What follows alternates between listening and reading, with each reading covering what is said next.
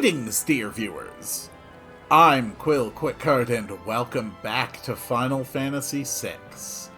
First thing we're gonna do is check out the Colosseum. This is the Dragon's Neck Colosseum. Champions from all over the world come here to fight for prizes and glory. The more valuable the item you wager, the better the prize will be if you win. Me, the great noble altars, reduced to working as a receptionist in this stinking Colosseum. Oh yeah, you better not bet any cheap crap or Mr. Typhon will have to come and teach you a lesson. All battles in the Colosseum are one-on-one auto battles. Yes, so this is a place where you can come, bet a thing, and if you can beat the enemy in a completely random battle where your one chosen character acts randomly, you can get a reward. Some of them are worthwhile, some of them are not, some are blatantly unfair. I'm an Imperial soldier, probably the last one alive. I passed along a secret to that friend of yours with the bandana.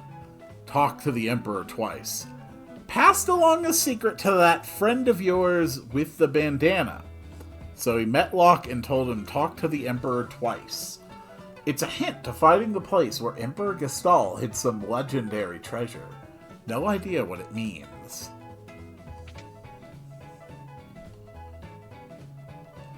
It seems that an imposter has been masquerading as me recently. Don't be tricked. Okay. We're just getting a little flavored dialogue out of the way real quick. Finally, the whole world is at war, and I've fulfilled my lifelong ambition of building a Colosseum. I'm so happy, and I owe it all to Kefka. The toughest fighters from all over the world come here to compete. There's a guy who fights here dressed in all black. Say he's looking for a blade called the Ichigeki. I'm gonna make a killing here. No, you're probably gonna die. Alright.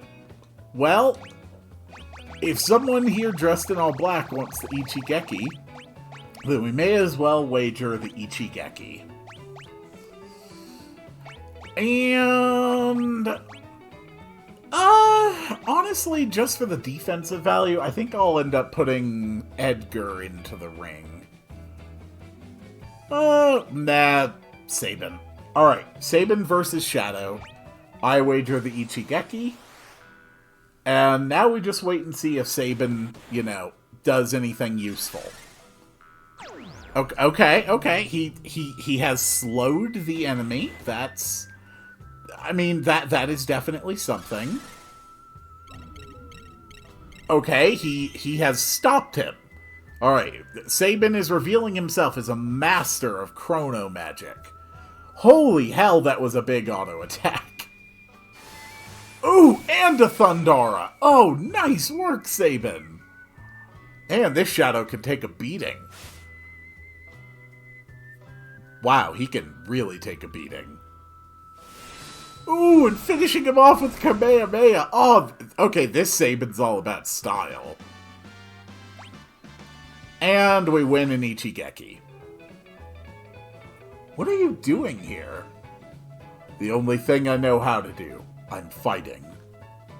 Why don't you come with us? Perhaps I should. Alright, it's time to put my skills to the ultimate test. And boom. We have now permanently gained Shadow on the team. And that means it is time for my promised adventure into Narshe.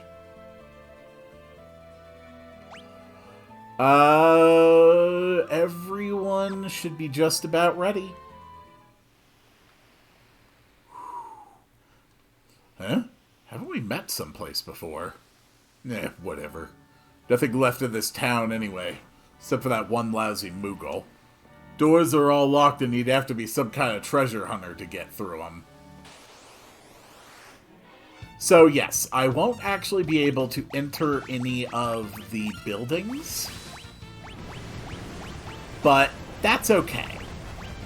I'm not here to get inside the buildings right now. I am here to get back to those high cliffs above the city once more.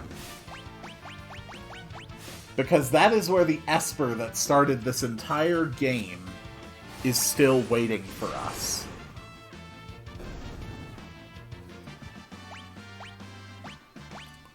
I have had to make sure that I've come here with a lot of defenses. Because I'm going to have to fight that Esper. And it is very strong.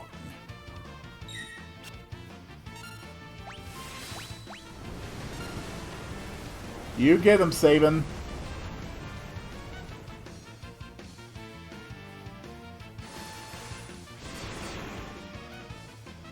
Enemy defenses and health also continue to escalate.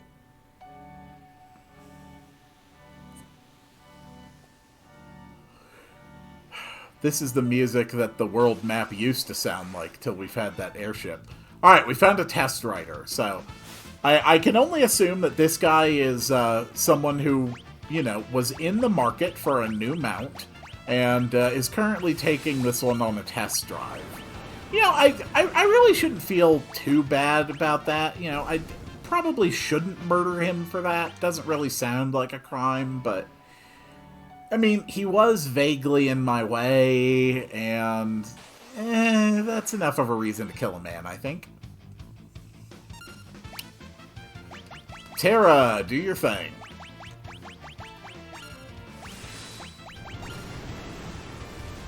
These attacks that used to be so powerful, like the flash tool, the auto crossbow, the rising phoenix, they are absolutely insufficient against the kind of enemies I'm now facing. That's why magic becomes increasingly important and more valuable as the game goes on. I think everything in this game scales very, very well with the stats. You know, physical attacks really do get a hell of a lot better. Magic really does get a hell of a lot better.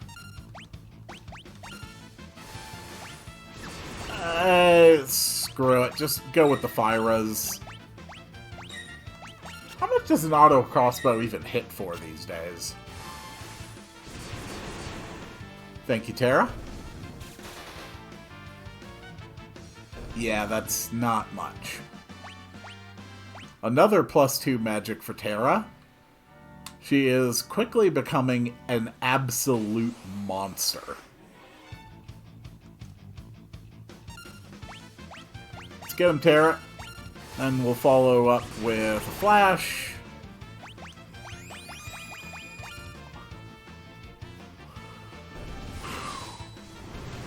So, a lot's going to happen in this episode, I think.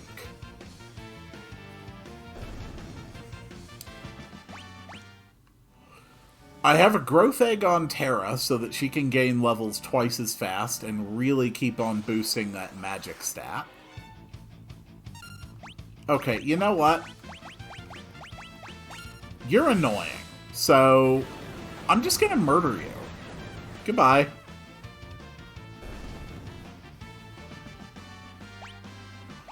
Another +2 stamina for Edgar.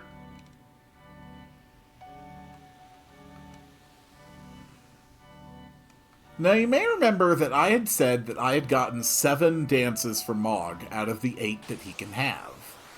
The last dance Mog can learn is for the snow biome. And we have just, at long last, reached a snow terrain. It is time for Mog, at long last, to learn their final dance. Excellent work, Sabin.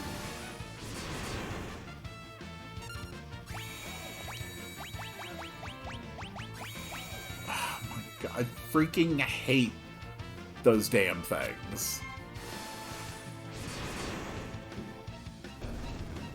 That is such an annoying effect.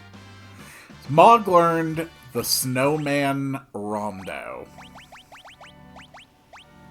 And I believe that makes him the first character who learns a different set of things to actually learn all of their things.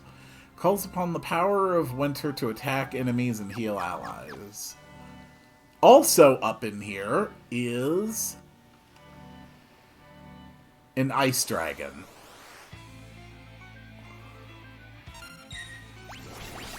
Alright, first thing, let's get out a debilitator. Mog was frozen in ice. The enemy is now weak against wind. That does not help me. Terra's in trance. I think we can safely assume it's weak against fire. Level 74, 24,000 HP. Vulnerable to fire. Alright. Absolute zero, that's gonna hurt.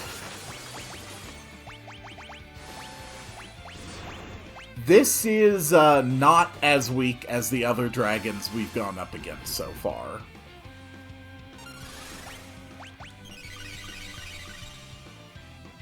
We're going to need a steady supply of heals in order to survive its damage output.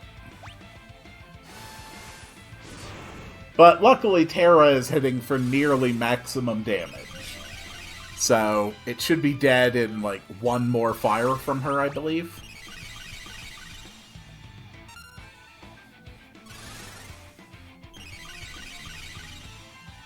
Not bad, Terra. Show him who's boss.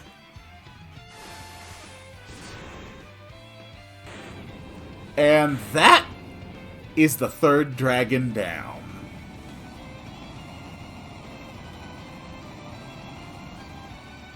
And another 10 magic points for everyone, and a force shield.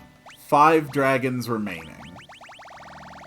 Force shield is another really, really good one. So this one has fire, ice, lightning, wind, rock, and water. Literally, poison and holy are the only elements that it doesn't reduce. And on top of that, automatically cast Shell on the wearer. This is one of the best shields in the entire game.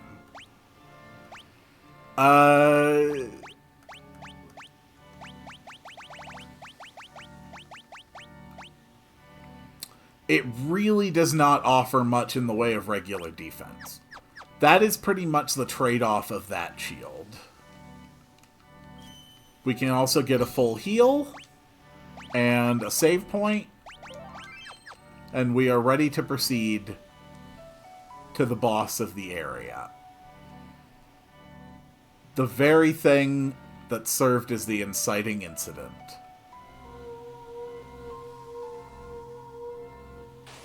In the original, it was known as Tritorch.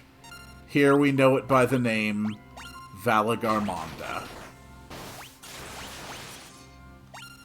It has very strong spells. It is also weak against fire. And Terra still has some trance time left. This is a bad combination for Valagarmonda.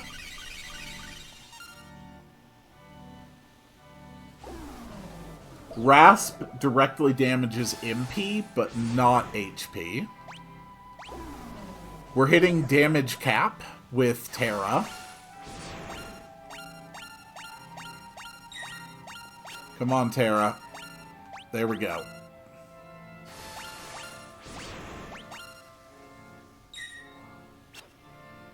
Yeah.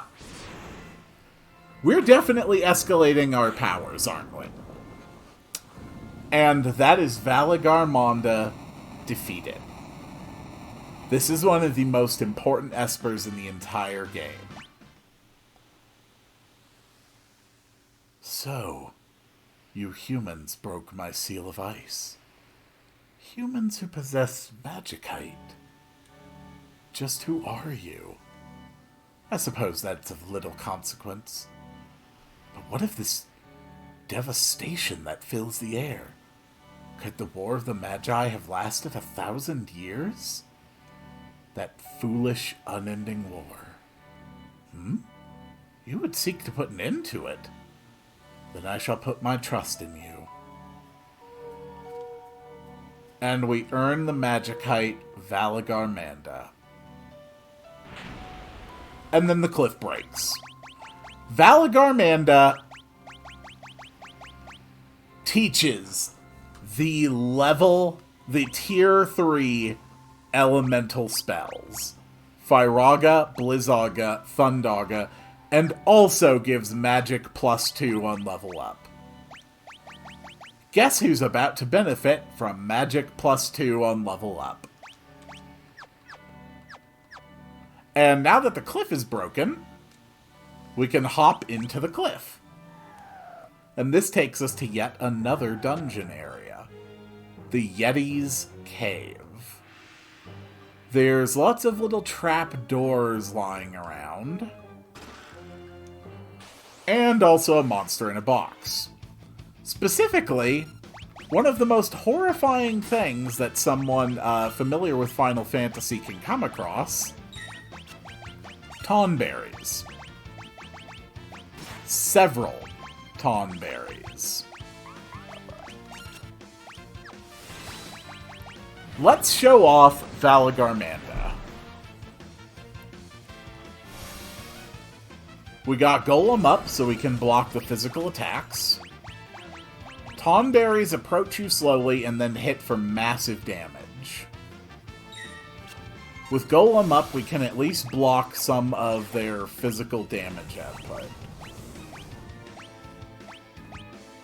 That was Valagarmanda. A nice, respectable amount of damage on the entire enemy party.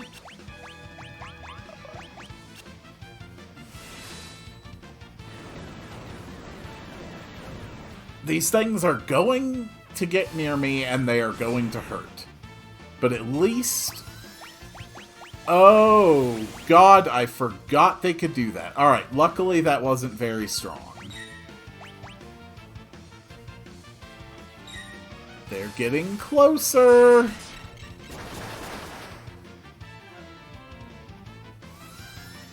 I don't like that they're getting closer.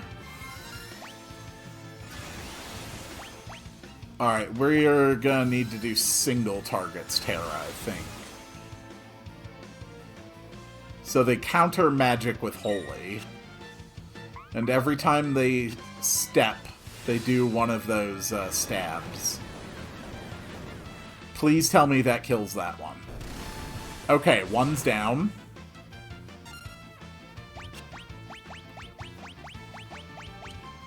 I think we're gonna be okay. At the very least, I don't think they'll be able to kill the whole party, even if they get right next to us now. Meanwhile, Mog is just doing their thing. Honestly, Mog's just happy to help. Mog's just happy to be there. Alright, that's 2 down.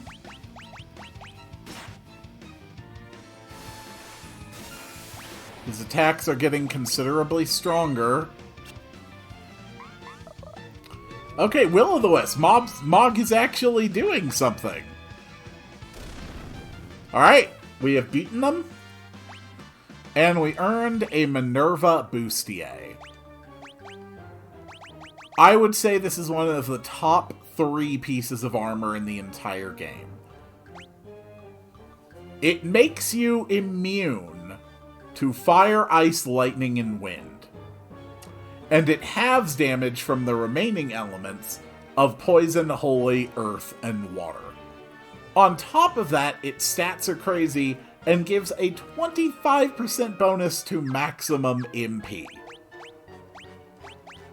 This is objectively one of the best pieces of armor I have ever seen in any game. It is ridiculously good.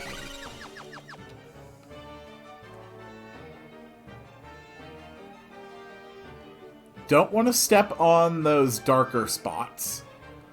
They're not visible in the original version, but they are pit traps. You fall in them, and, well, it sucks. Luckily, since I can see them, I can avoid them pretty easily.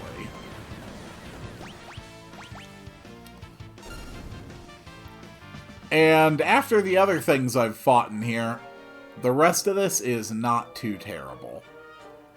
Okay. We get an X-Ether there.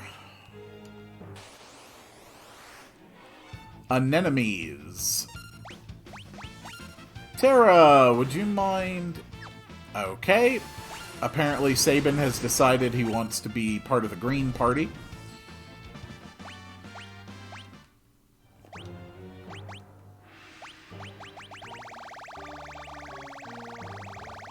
So far, this episode has been going fantastically. Basically, when you fall down the pit traps, you fall down here. Alright, there's another new enemy. Naughty.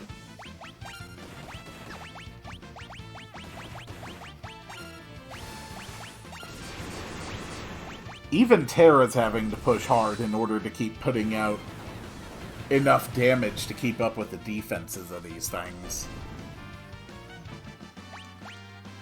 But Sabin's Bum Rush still just outdoes everything.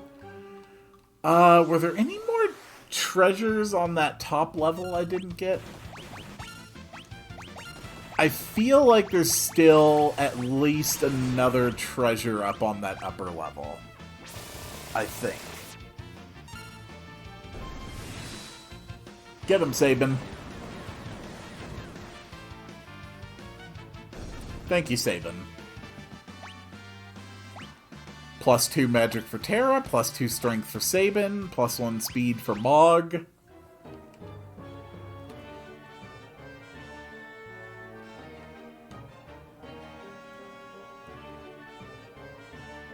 Nope, we can just safely fall from here.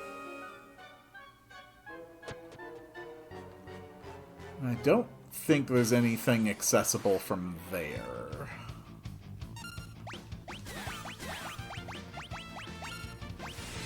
I'll be honest, when I get the last treasure chest that I know of in the final dungeon, I will be genuinely shocked if I don't get the achievement for getting every treasure, because I really, really think I do know the location of every single treasure in this game. Oh my god, there's even more of you. Why are there so many of you?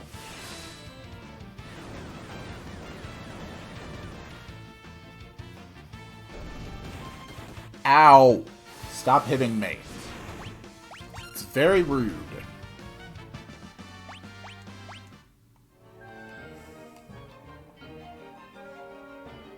Okay. It is just this thing over and over and over again, isn't it? Chainsaw used to be one of the strongest tools in my arsenal. It's having trouble keeping up with everything else now, though. Very good, very good.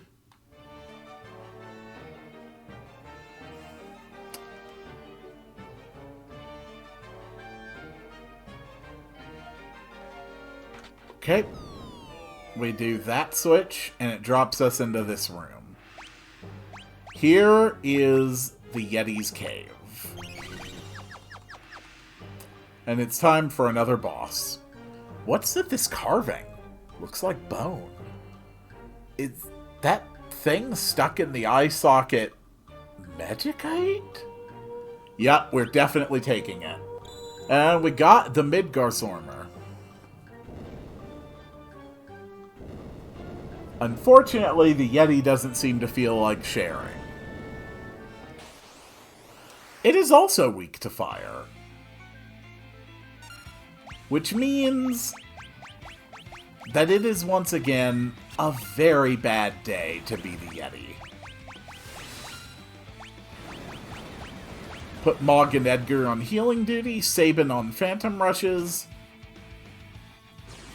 and Terra back on fire duty.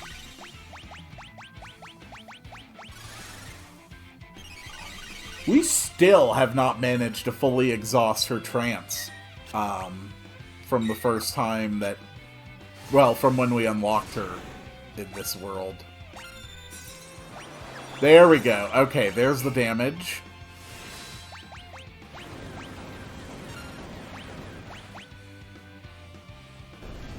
And the Yeti has been defeated. And then we go talk to him with Mog in the party. I'm your boss, Kupo. You're gonna join us, Kupo.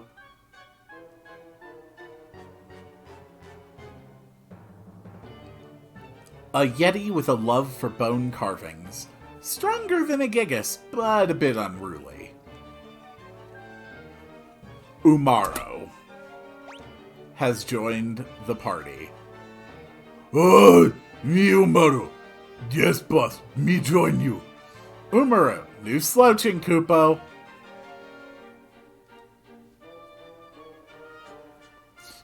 Me wait. Big flying ship. Leave. Yes, we're going to leave. And it just drops you out here, inside of Narshe. And we can just teleport right out of town.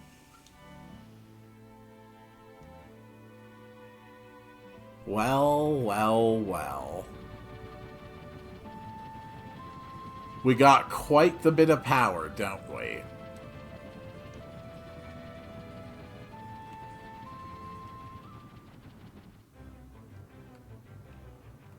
Just look at the team I have managed to put together.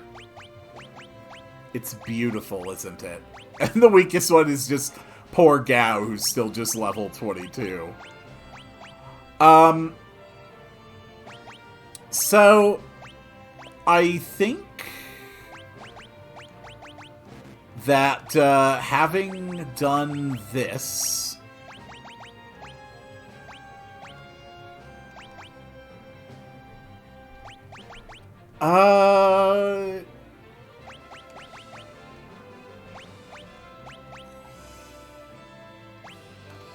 You know what? How about I show off the fastest way to grind magic points in this game.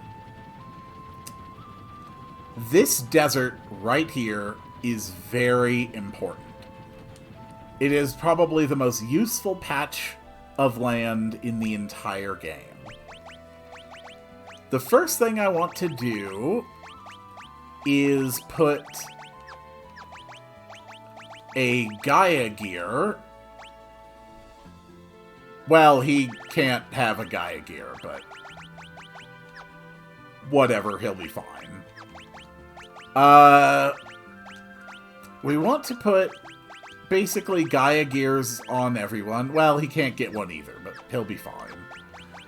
I think he knows float. Don't I know someone with float? So, surely someone learned float. Okay, no one ever learned float. That's fine. Anyway, in this desert, there are exactly 2 encounters that you can have. Both of them are extremely valuable. The first is a cactar. A cactar cannot be killed by regular magic or hit by regular attacks, unless you're wearing a sniper earring.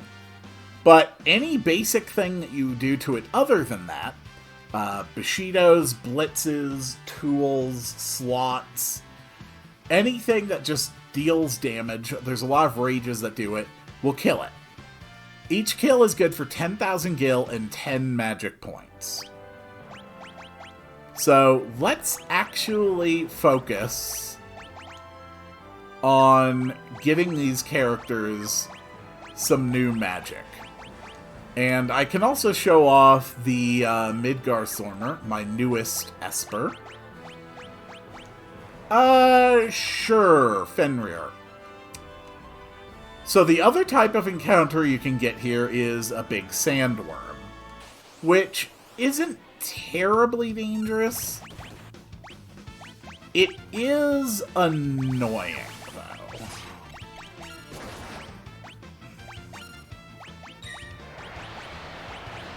And their sandstorm attack is pretty damn powerful. So you really need to come here either with float cast on the party or a way of dealing with it.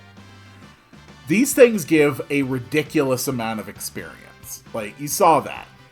That is 7,524 experience, 10,000 gold, 5 magic points. Celeste just got an extra 30% HP from her level up there. Yeah. This is where you go when you want to collect magic points and you want to collect them quickly.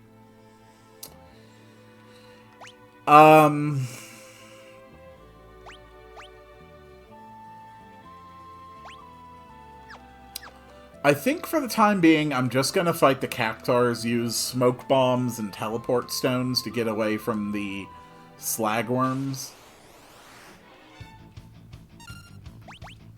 There we go. This alone is going to net me some new spells.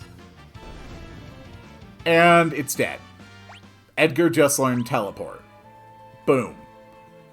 It is literally that simple. I probably, in between episodes, am going to end up spending a rather significant amount of time in this patch of desert, just grinding up levels and learning new spells. I really am now at the part of the game where getting those tier 3 elemental spells on people is important. And unfortunately, it takes a while because they only teach them at a rate of ×1. So you actually need to get 100 magic points to master them. But I want Terra to know those spells, even if no one else, before I go into the next area. So I'm going to go work on that. And I will see you all on the next one.